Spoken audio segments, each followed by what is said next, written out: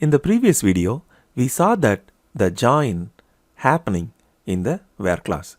However, Oracle decided to follow ANSI standards in the join conditions where the joins actually happen in the from class. So, this SQL can be replaced with a new ANSI format. I will be using ANSI standards from now on. I showed the old method so that you wouldn't be surprised if you see those codes in the legacy objects of your work environment. Here I am joining the tables using a join syntax. Then I have specified an on clause followed by the columns and the condition for the join class. This is an example for join on class.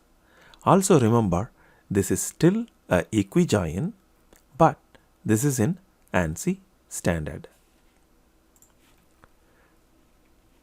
Let's check it out.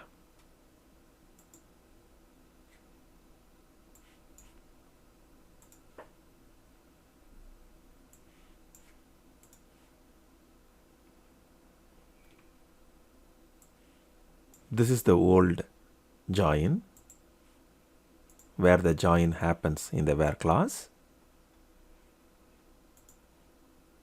This is the ANSI standard. Same results.